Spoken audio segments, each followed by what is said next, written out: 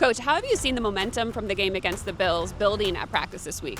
Yeah, certainly feel like there were some positives coming out of the Buffalo game. We didn't reach the ultimate goal, but there's progress in all three phases. We were right there towards the end, and we're excited to just keep progressing and find the way to finally get one of these wins. The Giants also struggle against stopping the run.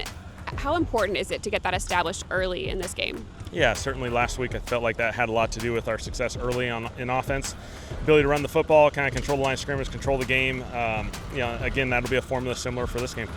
With Kendre Miller, he has 124 rushing yards. 104 have come after initial contact. When you have somebody like that can just break tackles, paired with Alvin Kamara, what does that do for you as a play caller? Yeah, we feel like we got a 1-2 punch that's really, really talented with Alvin, obviously the playmaker that he is, and then Kendre's done an awesome job. He's earned more opportunities, more roles. He's just doing a really good job.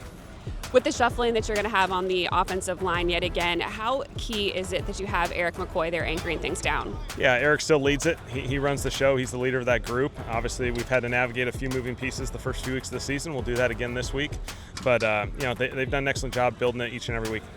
Rookie Jonas Anker comes up with the team's first interception. How aggressive do you want the defense in being as far as trying to make more turnovers? Yeah, we're close, and so we got one last week. We felt like we were close on a couple more, and we just got to have that game where we can hopefully get a couple turnovers. Those have huge impacts on these games, and we're going to have that multi-turnover game, and that'll shift this thing for us. I know quarterback Jackson Dart's going to come in here confident after the win over the Chargers. What do you have to do to make sure you show him that it's not going to be that easy here, make him a little uncomfortable? Yeah, Jackson's going to be a really good player in this league, and he was off to a great start last week. He beat the Chargers, who was a team that was playing really good football. You're going to have to make him work post-snap, pre-snap. You have to make him work throughout the game and challenge him in a lot of different ways.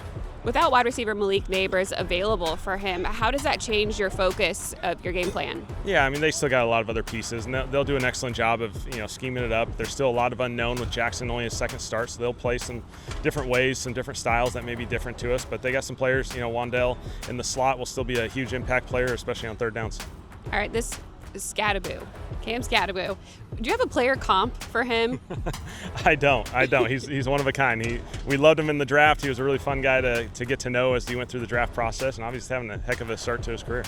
How much of a focus does he have to be because of what he can do on the ground and through the air? Yeah, he's just a really physical player, and he can wear you down, and his play style is everything everyone wants in this game, and so he's doing a really good job. All right. Main thing you have to focus in on to get the win this weekend? Yeah, it's going to be about the ball. It's going to be about creating turnovers, protecting the football. Thanks, Coach. All right, thank you.